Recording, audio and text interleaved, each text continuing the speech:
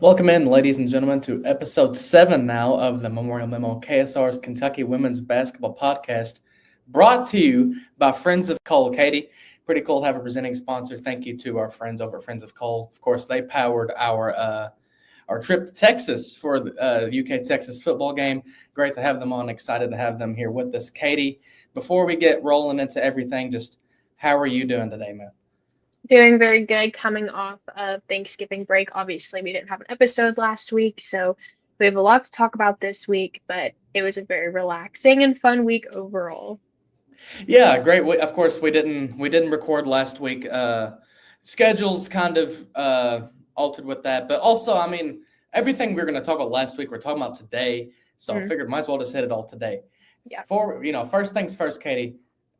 We're gonna start the show on a negative note, or at least negative in my mind, because I think Kentucky got hosed.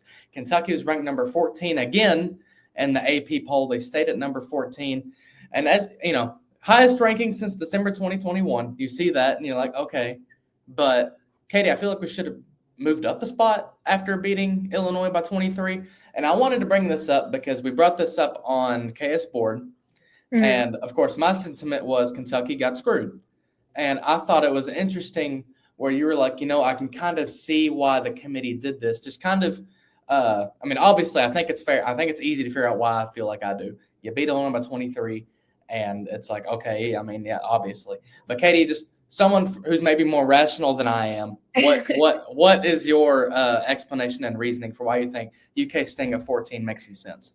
I think that first of all, Kentucky, I mean, women's basketball in general is very top heavy this year. I think there's a lot of really talented teams, and Kentucky being in the top 15 is a compliment in itself. It's just, obviously something we've never seen before, but at the same time, being one of the best teams in the nation is something to be very proud of. And when I think about beating Illinois last week, I remember watching that game and thinking, wow, like this team is ranked number 19. This team that Kentucky's playing right now is supposed to be the 19th best team in the nation. They weren't necessarily playing to what everybody expected them to, especially after having such a good season last year. The one thing that I was a little bit confused about was Notre Dame staying in. I think that they're ranked what, number 10, 11, somewhere around there. I think they might be firmly in the top 10. I'll pull it up real quick. But But yeah, because they, because I'm kind of with you on that. Notre Dame's a two-loss team, and I mhm. get it's still Notre Dame.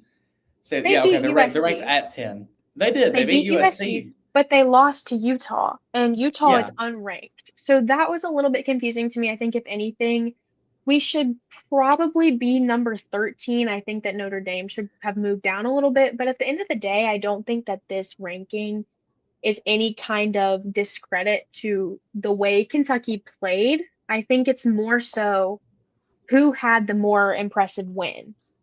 Although I don't think it was Notre Dame. I just don't think that Kentucky beating Illinois was as impressive as what we thought it was going to be. Because we thought that Illinois was going to beat Kentucky yeah, originally, because that's the kind of team that they are. That's what they've been presenting for the past few weeks. And so, yeah, Kentucky played great defense, but I don't think that that was necessarily enough to say, okay, well, the 25 points that Illinois got from free throws was like super impressive. I mean, they're called free throws for a reason. It's not like just didn't play their best. So I don't think that Kentucky really showed anything crazy special, if that makes yeah. I sense. guess I guess that's fair because to me, I think my initial reaction is, well, why aren't they giving Kentucky credit for Hmm. holding them to like 20 something percent from the field, like they've done to Yeah. every team this season.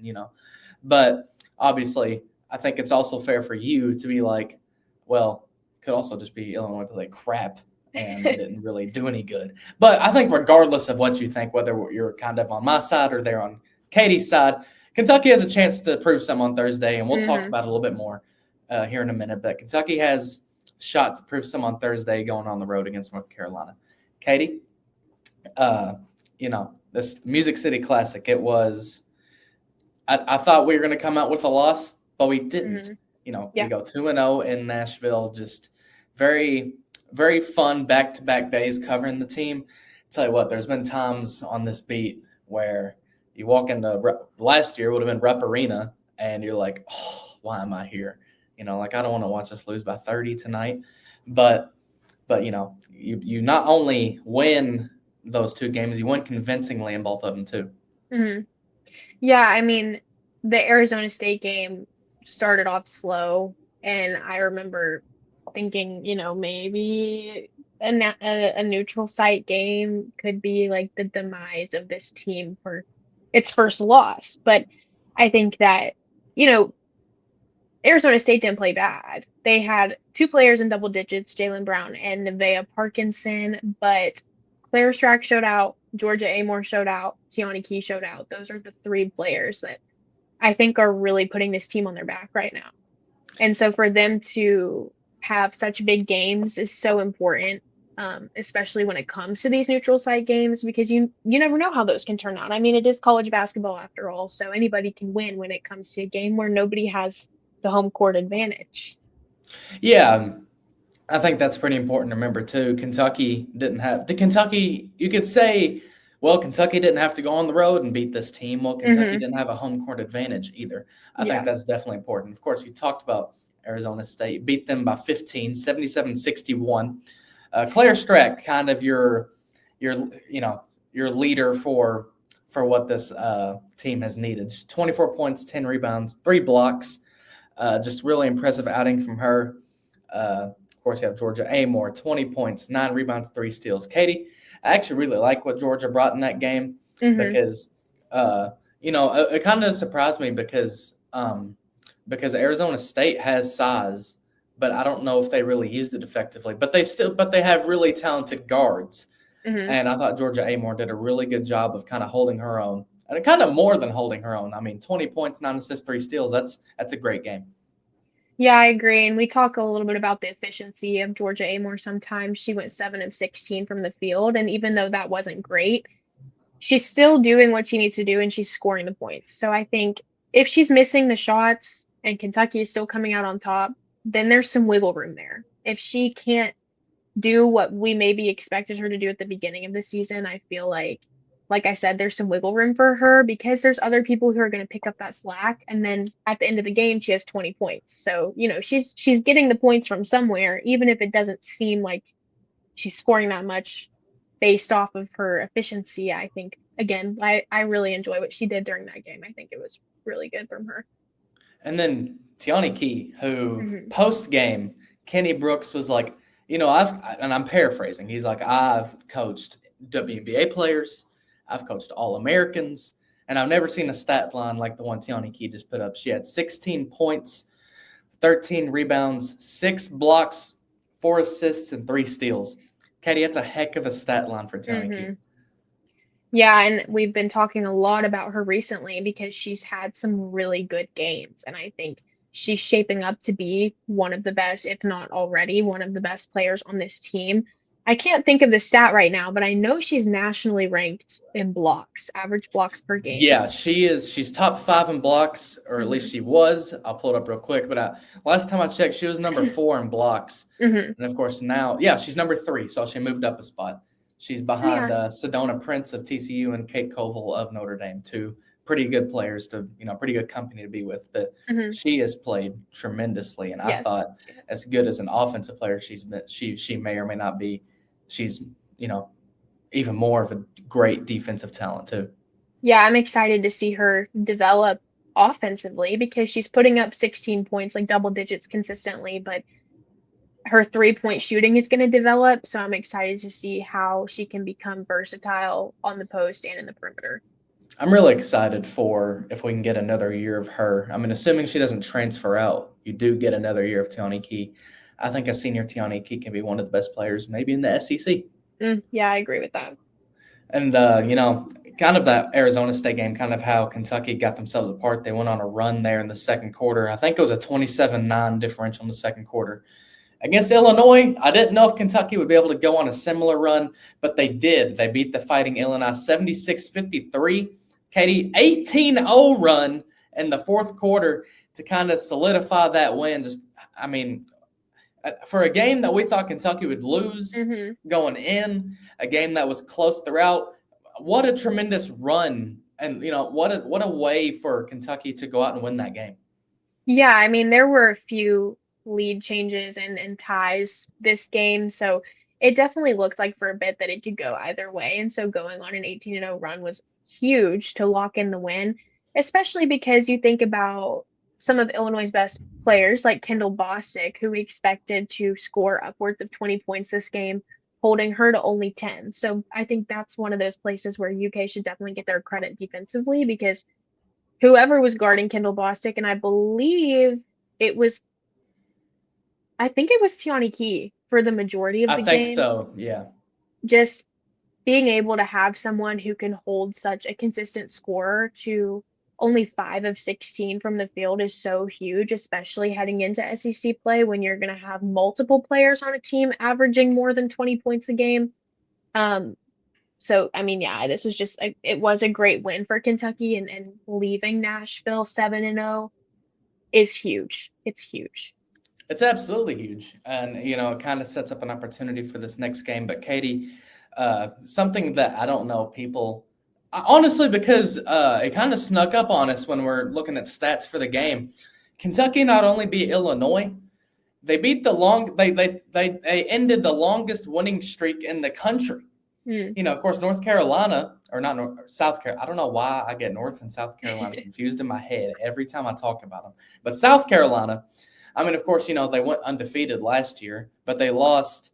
Not this past Sunday, but last Sunday against UCLA, and so their winning streak got snapped. And I guess no one really thought about it. Well, Illinois, if you remember, we talked about it last season, ended their year by winning the inaugural WBIT.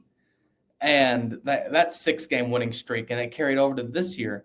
So they had an 11-game winning streak riding on the line, and Kentucky went out and they ended it. Mm-hmm. I mean, you beat a top 20 team by 23, and you end the longest winning streak in the country. I feel like that's pretty good. Yeah, it's definitely pretty good, and it says a lot about Kentucky's resilience and going into every game like it's, the most important game of the year. Every game that Kentucky plays from here on out is going to be their most important game because you want to continue to be undefeated and you want to continue to be dominant in this sport and prove people wrong, prove people like myself who said maybe Kentucky should have stayed at number 14, prove me wrong and say, no, we should be in the top 10. We should be in the top 5. And I think that even though this league is so top heavy and so impressive, Kentucky really has been able to solidify a spot as one of the best teams. And I think that by beating a team that hasn't lost a game in however many months, just it's it's such a big deal because it shows that how far Kentucky has come from last season. Yeah, it's tremendous. I mean, I don't know. It's a whole lot you can. I mean, I'm almost at a loss for words. Like, it was such a great win. Mm-hmm. Free throws. Kentucky, they shot 2. Illinois shot 27. I don't know what was going on there. I mean, after the game, Kenny was like, yeah, I've never seen a discrepancy like that for the other team. I've never been a part of one like that.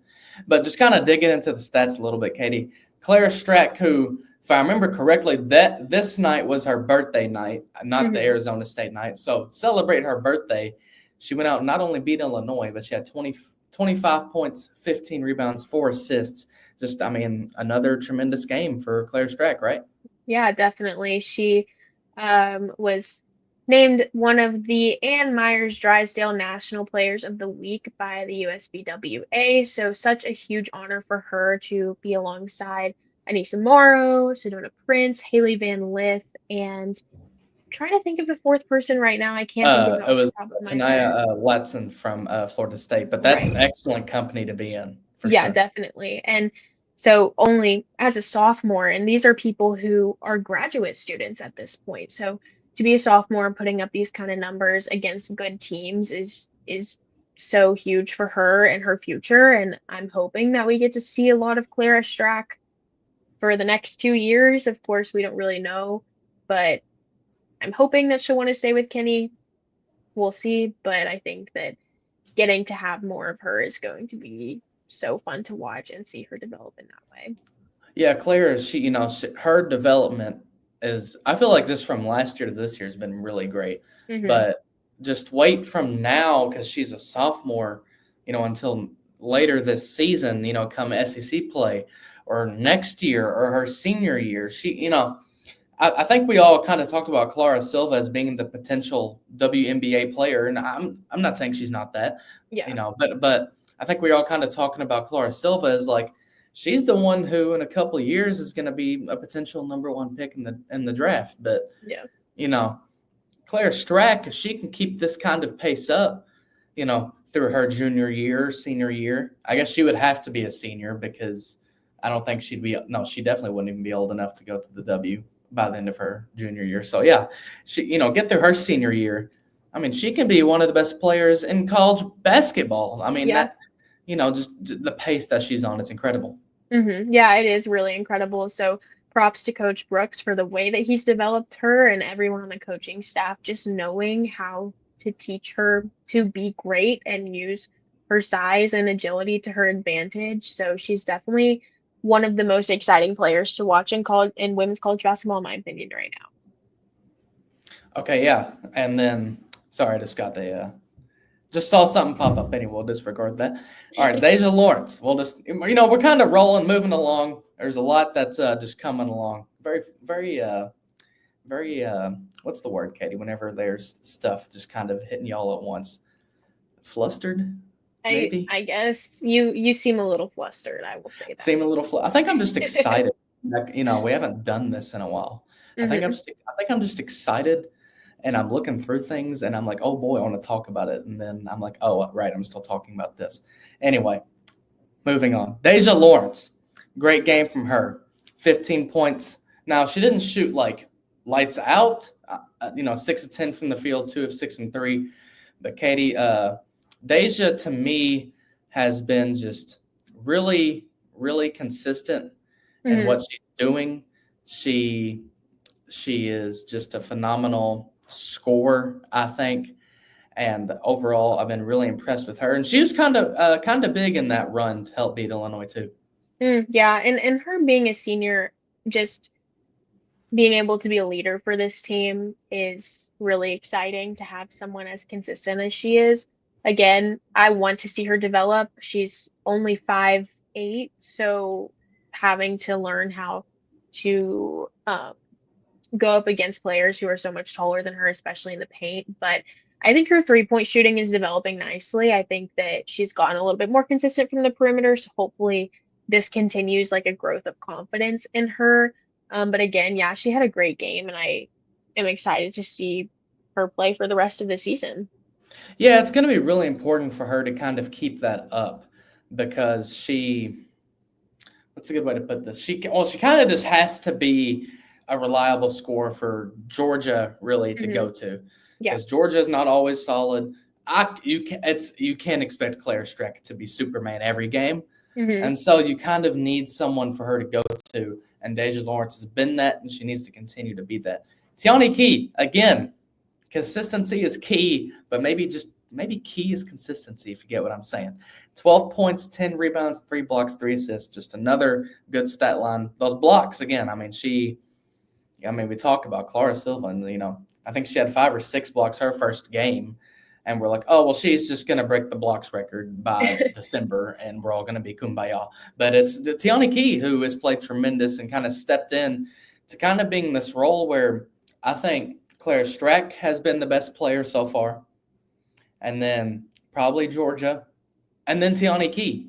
Just excellent play from her. And I'm excited to see her in this next game too, playing against North Carolina, her old school. Yeah, I am too. I think that the game against Louisville was her breakout. I think that was the game where she finally found that confidence and she found her rhythm, and it's been consistent ever since then. But she is going to be one of the most important players coming up this week when Kentucky plays North Carolina, because that's where she was. She knows the team, she knows the coach, she's played in the ACC before, so she's very familiar with a lot of this. But I think that it's going to be important for her to step up and maybe step into a role that she hasn't necessarily been into yet, and that's the role of a leader. playing a team that a lot of these players haven't played yet. Yeah, and it's funny because we're about to talk about North Carolina here in a minute, but when she was there, she was just injuries played a part, Yeah. but she kind of just I mean, she averaged like 2 minutes a game. And I remember because I think I said this after the Music City Classic, and I was like, I coming into the season, I was like, is Tiani Key like what's she gonna be? Like she was the biggest question. I think that's how I worded it for this team. Hmm. And I think people reached out or commented and they're like, well, what are you talking about? Like, it's Tiani Yeah. Key. And I'm like, well, yeah. I mean, yes, it's Tiani Key. And she was a 5-star recruit, but I mean, just look at her track record in North Carolina. Hmm. You don't know she's going to be awesome here. Yeah. My thing was, is she going to be closer to the 2 points, 2 minutes per game, Tiani Key, that we saw there? Or was she going to be what we're seeing now, which is one of the best players on a very good team here in the SEC? Yeah, I think this is another callback to coaching and just instilling confidence in your players. So even though she didn't play that much at UNC, and we know that was largely because of injury, her coaches have faith in her. And I think that as former athletes, I'm sure you know that when a coach has faith in you, it changes the way you play your game. When a coach trusts you, it makes you trust yourself more. And so I think that with Kenny trusting her and being willing to put her on the floor for obvious reasons, it kind of this is just me, spitballing as myself, like what I would feel. But I feel like if I were her, I would think, okay, well, my coach needs me to do this and he trusts me to do this. And so I'm going to go out there and do this because I know that I can. And I kind of just feel like that's the way that she has been since the Louisville game. She had to play big and she did. And now she's been showing out every single game since then. Yeah, and then you have someone who, I mean, we've talked about it a bunch. How is she going to translate, against these power conference teams? This is Amelia Hassett, 10 Mm, points, 9 rebounds. You're not asking her to go out and score 20 points a game. I think you are asking her to kind of put up that 10.9 rebound stat line where mm, she's kind of borderlining a double-double, where really what you're really asking for, because, a double-double is just a phrase at that point, but you're asking for just get us some buckets here and there, yeah. and then go get the big thing is go get a rebound whenever we Mm, need it. And she's done just that. I just can't wait to see Amelia kind of once she starts hitting the three, because we saw her in practice. Her and Lexi mm, Blue, I don't know if they knew how to miss. Now, clearly that hasn't translated thus far. And it's not like Amelia is playing horribly at all. It's yeah. not like she's playing. It's not like she's starting, right? I mean, there's a reason why she's starting. But as soon as Amelia starts hitting those threes consistently, I think she's going to be, not quite Tiani Key or Claire Strack, but she's going to be someone who Georgia Amore can look at and be like, you know what? You're going to knock down this Mm. shot for me. Yeah, she's very good defensively so far. I think coming from a JUCO school, though, it might be hard to translate, from a smaller school to a larger school.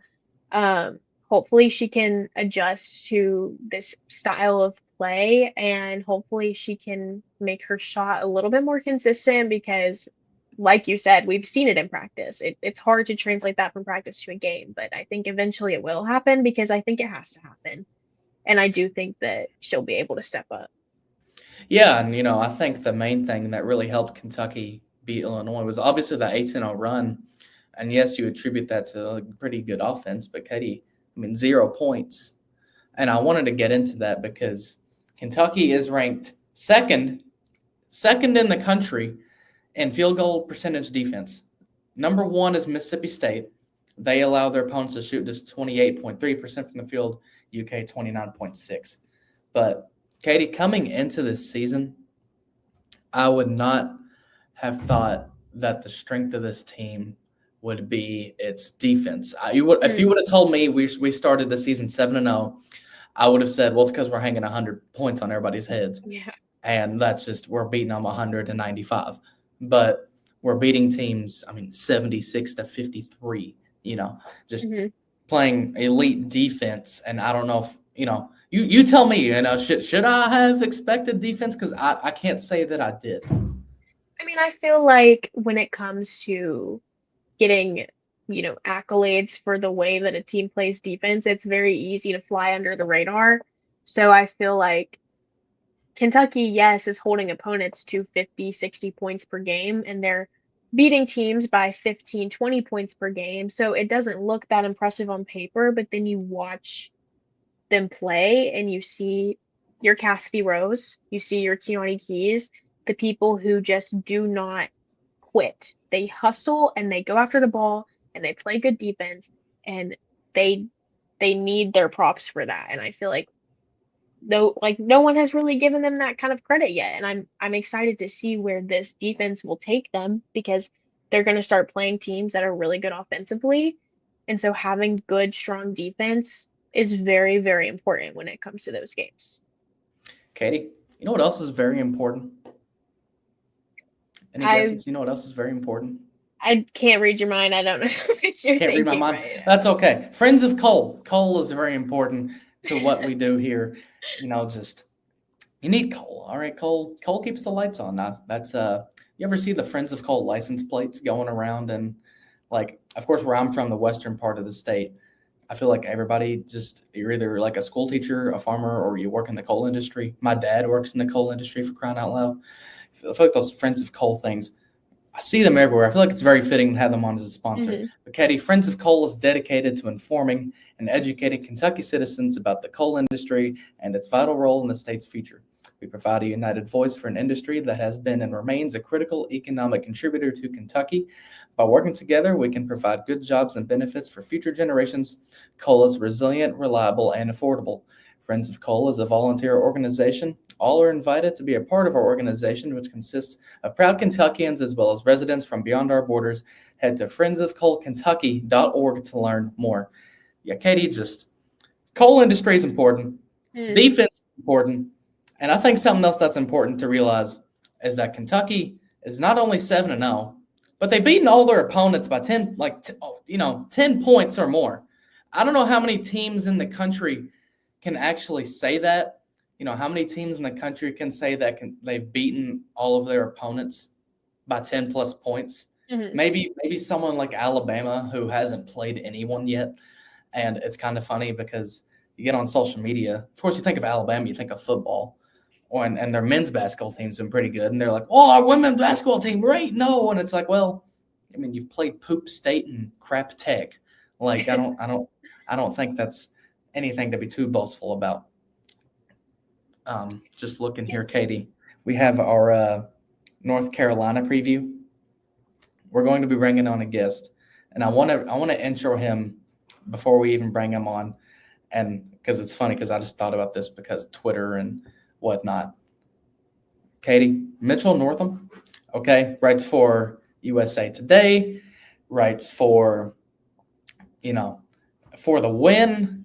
He does radio. He's a man of many titles, and I think maybe the best title you can give somebody is just maybe a pretty good guy. I feel like I've talked to him in the past, been helpful in me trying to figure out what in the world I'm doing, and of course, maybe the most important thing, because we're talking about the AP poll. He votes in the AP from, I believe, in men's and women's basketball, and he actually had Kentucky at number 8 in the AP poll. And of course, the way things lined up, Kentucky was averaged at 14 or whatever math they use.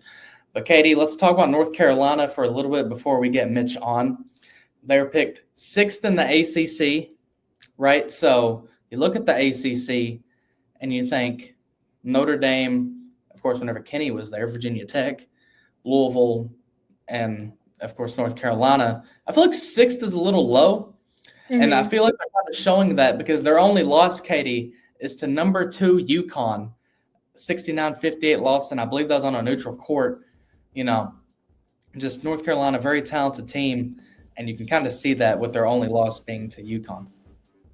Yeah, I mean, I think that Kentucky has a big game ahead of them, and it's at UNC, which is going to make winning this game incredibly harder, especially because you have Kenny Brooks, who's a former ACC coach, coaching against a longtime rival, someone who, against Virginia Tech, like the rivalry has been a little bit heated, and I think that having Kenny come back to Chapel Hill and try to beat North Carolina with a new team, it's going to be a little bit stressful. I think that it could turn out either way, although I do think that Kentucky can come out with the win.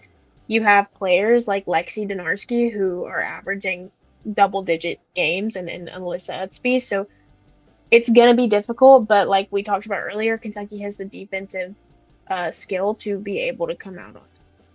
Yeah, and well, that's the thing about both of these teams. Both are very defensively dominant. Yeah. And we'll get to that in a second. But, of course, if you're watching on the YouTube channel, you see the three players here on our screen. If you're listening, I'm about to bring them up. You have Lexi Dornowski, who has kind of been – I don't know if they expected her to be – and, of course, we'll ask Mitch all this whenever we get him on. But – I don't know if they expected her to be quite what she's been, 10.5 points per game. Of course, Alyssa Utsby, she was projected all ACC team. She's averaging 11.8 points, 10.1 rebounds. She's someone who Kentucky's going to have to watch for. And India Navarre, 10.4 points, 4.8 rebounds there. Just very talented group of players. They're well coached. I've watched that game against UConn. This is going to be a rock fight. This is going to be, literally, Kentucky has the second best scoring defense or field goal percentage defense. Well, they have the number 8, field goal percentage defense, allowing opponents to shoot 32.6% from the field. Katie, this game might be 45 to 50. This is. I don't know if there'll be betting lines on this game or not, but I would be curious to see is Kentucky going to be, first of all, favorites and everything would be neat to see, but what would the over under be? You know what I mean on this game? Would the over under in my mind, knowing those defensive stats I just said, what'd you set it at? If I'm projecting a score of 60 to 50. 120 would be pushing it. I feel like 115 over under on the points. Katie, my main point is this is going to be a defensively dominant game, and I feel like that actually kind of helps Kentucky in a way. Yeah, I agree. And something that I didn't think about until just now is that North Carolina is also coming off a win to North Carolina Central, which I had never heard of that school before, but it was 119 to 43. So they're coming off a 75-point win, breaking that 100-point mark. It's a little bit concerning, even though North Carolina Central is not a competitive team for an ACC school. It's still just, they're defensively dominant, but are they also offensively dominant? And so looking back at some of their previous scores, they played Villanova in the Bahamas, only scored 53 points there. So it's I feel like North Carolina, and of course we can ask Mitch this as well, but are they one of those teams that you don't really know what to expect? Either they're going to come out and shoot 120 points or they're going to come out and shoot 50. So I'm eager to see the way that turns out. And I honestly think it could go either way, but of course we're not going to know until Thursday. Yeah, and that's the thing, too. You think about it, and, well, first of all, North Carolina Central, it's funny because I dig through these stats to be all right, what does Kentucky do good? What does North Carolina do good? And I always look at, the first page, which is here are your teams who are decent at basketball. And here's the last page here in the 300s where these are schools that have, any school with – North Carolina's different because it's the name of the state, but any North Carolina Central, you know what I mean? The schools with any directional school, they're not good.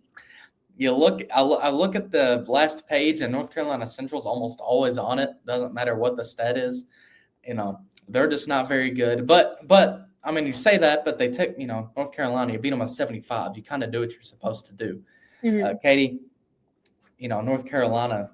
It's interesting when, preseason I talked with a Virginia Tech guy, and I was like, all right, tell me what I need to know. Tell me what I need to know about this coaching staff. And he was basically saying if there's any game that Kentucky is going to be well scouted for, or Kentucky is going to know their opponent. It's North Carolina. Mm. He said, Coach Rad, actually, she leads the scout for North Carolina and Kentucky. They've had Virginia Tech under Kenny. They had North Carolina's number. I think they'd won like 6 in a row. And when Coach Rad, at her time at Virginia Tech, I think they won 11-3 against North Carolina. 11-3 is obviously very good. Mm-hmm. I think just kind of talking about things outside of just pure numbers. Kentucky, I think they're going to come to this game motivated. Mm-hmm. If you don't think Kenny Brooks pays attention to the rankings, well, let me say this. Here's what I can tell you for a fact. The staff and the players are on social media. Why? Because I see them liking half of the stuff I put out, half of the stuff that we put out, right? I mean, just they're on social media. They see these rankings. They see what national media say. They see what we all say. They know they probably are better than the number 14 team in the country. They probably think they should have went up too. And every post-game press conference, Kenny's like, not every, but a lot of them, he's been like, all right, he's talking about that little number beside our name. We have a responsibility to protect that. Katie, you just know coming into this game, Kentucky's going to, obviously you want to win because why in the hell would you want to lose? But Kentucky's going to want to win this game. Yeah, and I think that regardless of where they're placed last week to this week, if they come out and they beat North Carolina by 20, like we are confident that they can, they will move up in the rankings. And so I'm excited and I'm ready to hear. I'm ready to hear from Mitchell. Yeah, so we have Mitch on. Thank you for joining us, man. Let me know if I messed up. I introed you before we even had you on. USA, you're dang. This is how you know you okay. This is how you know you've made it. Prime time, Mitch. We have in, and of course, you didn't have to come up with a gimmicky name for your podcast. You just do the women's basketball podcast. You do the women's basketball podcast. Yeah, we just kept it simple, and thanks for having me on. You got Mitch Northam. I do some work for USA Today's For the Win. I'm at North Carolina Public Radio, and you guys were just talking about the AP Top 25 poll. I got a vote in that. I think I probably had Kentucky higher than most of my other colleagues this week. I had them at number 8. I like what Kenny Brooks and the Wildcats are doing, and happy to be on with you all. Yeah, of course. We were talking about, and of course you could probably explain it, or at least you definitely know North Carolina a little bit better than we do. We were talking about coming to this game. It feels like, because I talked to a Virginia Tech guy in the offseason who was like, if there's any game this team they're going to have well scouted, it's this North Carolina team because of just how much they've played them. Just kind of over the years, because I think what I was told is, and I looked, Kentucky, Virginia Tech, they've won 6 games in a row against North Carolina when Kenny was there. And that sounds lopsided. It sounds like, well, Kenny has their number and this is going to be fine and dandy. But just how close and how competitive are these games between Virginia Tech and North Carolina? Oh, super competitive. I don't think it's a coincidence that, last year when Virginia Tech was humming under Kenny, the first time that ESPN's College Game Day did an ACC game was North Carolina at Virginia Tech. And that was on the heels of Virginia Tech going into overtime and winning at Carmichael Arena here in Chapel Hill just a couple weeks before. So, it's a super competitive. I think that Kenny characterized it during his time at Virginia Tech as a rivalry. Now, when you think about North Carolina, obviously you think about Duke and NC State, and you think about those rivalries. But during Kenny's rise at Virginia Tech, Virginia was not any good under Tina Thompson. That was a circle win for them. And Virginia Tech's real rivals in women's basketball during Kenny's rise were North Carolina and NC State. They played twice a year during that time. Because of the pod system and the scheduling that they had at that time. I looked this up yesterday for our podcast that we do. Since 2019, Kenny Brooks is 10-2 against Courtney Banghart and the North Carolina Tar Heels. Now, a lot of those wins have been very close games, a possession or two. I remember, 2 seasons ago, Elizabeth Kitley hitting a buzzer beater to win in Carmichael. There was a year where Virginia Tech beat UNC in overtime in the ACC tournament in Greensboro. So, yeah, these two coaching staffs know each other very, very well. And these teams know each other very, very well, even before you get to the Tiani Key part of it. But, Georgia Amor has played against the Tar Heels for 5 years now. And Alyssa Utsby has played against Kenny Brooks' teams for 5 years now. So, I think it's going to be a really tight and competitive game.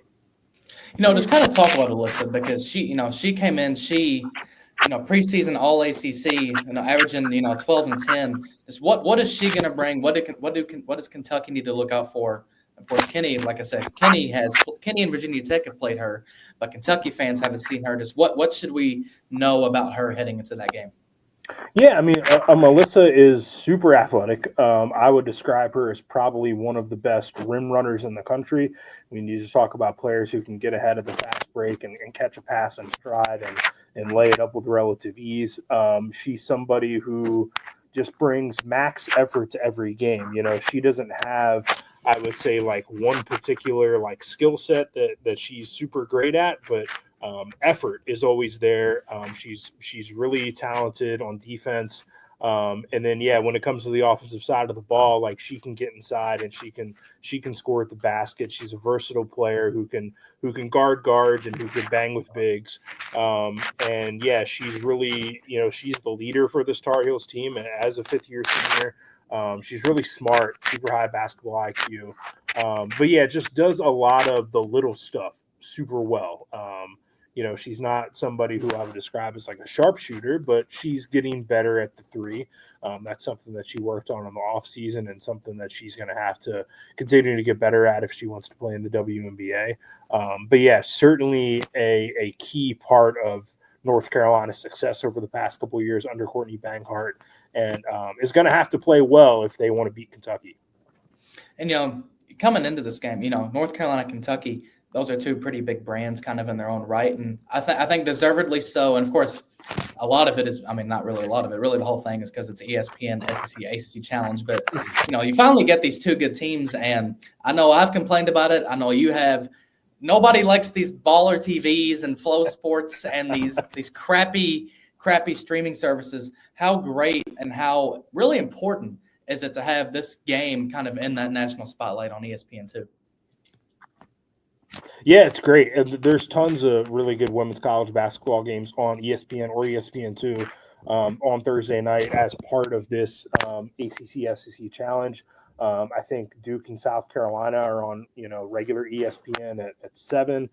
There's another game on at 9. The schedule's kind of escaping me. But, to be on those platforms is a great thing because, like you mentioned, I haven't really gotten the chance to watch a ton of Kentucky play against some marquee opponents because their game against Illinois, I'm not paying for Baller TV or Flow Hoops. That's out of my budget. I'm just a poor sports writer. So aren't we all? Yeah.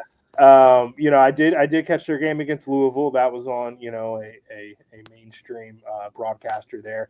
But to be on a platform like ESPN or ESPN2, where when you're just flicking the dial and you can find it, that's a great thing for women's college basketball. And I don't think it's a coincidence that when we see some of these games break records in terms of viewership and stuff, it comes when it happens on these platforms, when it comes on ESPN or ESPN2 or on Fox or, something that is mainstream. We're not talking about record-breaking viewership numbers when their games are on Baller TV or Flow Hoops. And then, of course, last thing for you, you talk about Kenny, Courtney Banghart, talked about, the players from North Carolina, plays for Kentucky, just what matchups, what maybe storyline, what are you most interested in this game heading into it? We talk about being on a national spotlight. What's the thing you're hoping to see kind of translate in this game? Yeah, I'm definitely going to have my eye on Georgia Amor. She has, I think at times this season, not exactly filled up the box score as a scorer the way that a lot of ACC fans were used to seeing her do when she played at Virginia Tech. But at Kentucky, I think she's evolved a little bit in that she's sort of, taken on this mindset of controlling the game from sort of a pure pass first point guard perspective. I've seen a lot of her, box scores where she's got 8, 9 assists, and then you have the double doubles of Clara Strack and Tiani Key. So, watching Georgia Amor's performance in this game is definitely something that I'm keeping an eye on.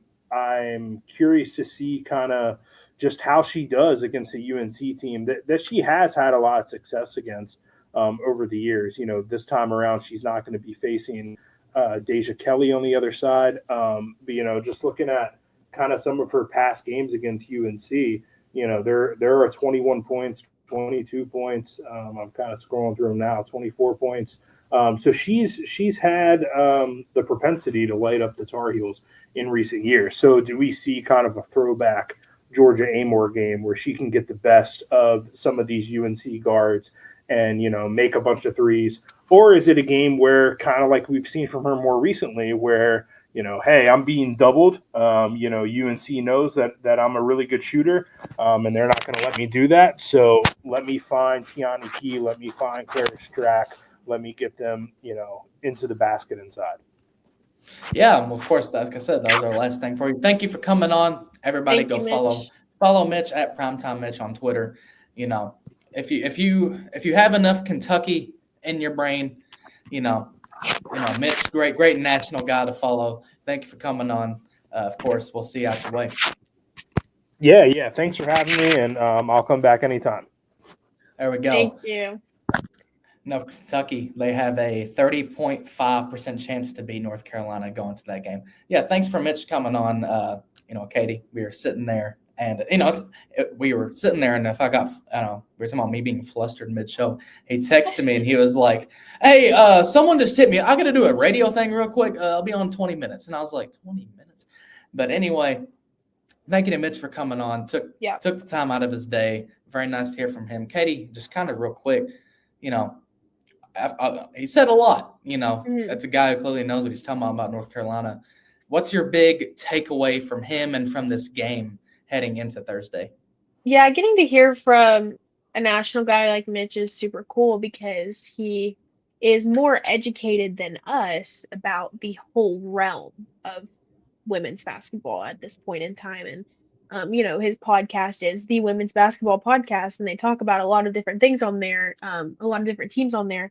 So getting to hear from him is super cool. I think that my biggest takeaway from him is just the history of these two teams because, we wouldn't necessarily classify North Carolina football and Kentucky football being rivals, or Virginia Tech football being rivals, or North Carolina men's basketball and Virginia Tech men's basketball being rivals. But between Kenny Brooks and North Carolina, it is a rivalry. And so I'm hoping that we get to see that throwback Georgia Amor like he talks about, hoping that she's able to produce a little bit more from the 3-point line. I think that she's going to have that motivation to come out and play in a way that we haven't seen yet.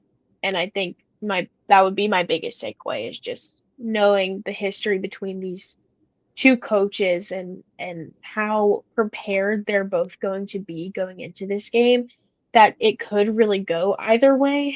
But yeah, it's one of those things. I'm just really excited to see the way that it turns out, and I'm excited to see how Kentucky comes into this game and how they've prepared for it. Yeah, it's we talked about how Kentucky should be well scouted. They should be motivated.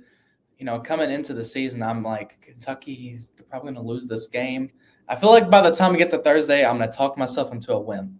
Katie, Kentucky, by the time we get back on here to record, we'll have played yet another North Carolina school. I remember we did our preseason thing, and I was like, where's Queens? Probably Queens, New York. And someone wrote me, like, no, Queens, North Carolina. I'm like, okay, what the crap? But yeah, Kentucky plays Queens by the time we'll get back on here. How do I say this politely? Actually, I guess there's really no way to say it. They're not good at all. They not only preseason were they, projected 11th out of 12 teams in the, ASUN coaches poll. They're picked to go last in the media poll. So that's not a very good team. Just in the minds of people. But then you get to the season, they're 4-3, which I guess they have a winning record. But they lost by 62 to Wake Forest, 17 to Winthrop, and 14 to Longwood. And Katie, I say that, and I don't even have a scouting report here. I don't even have players for us to talk about because Queens is just not good. Yeah, I mean, I'm looking at some of their stats right now. They beat USC Upstate by 7, and Kentucky beat USC Upstate by about 50 points at the beginning of the 55. season. So, I am not gonna say that we shouldn't worry about a loss to Queens, North Carolina. I don't think that we should be worrying about a loss. I don't want to discredit this team at all, but I mean, the ASUN conference and the SEC are not exactly at the same caliber. So again, I don't think that this is going to be an issue at all for Kentucky, but I am looking at some of their players, and one that's standing out to me just off the page is Anna Barreto. She is a 6'1" guard, sophomore, and her career high points at this point in time is 19 against USC Upstate. So I think that she's got to be the best shooter on the team.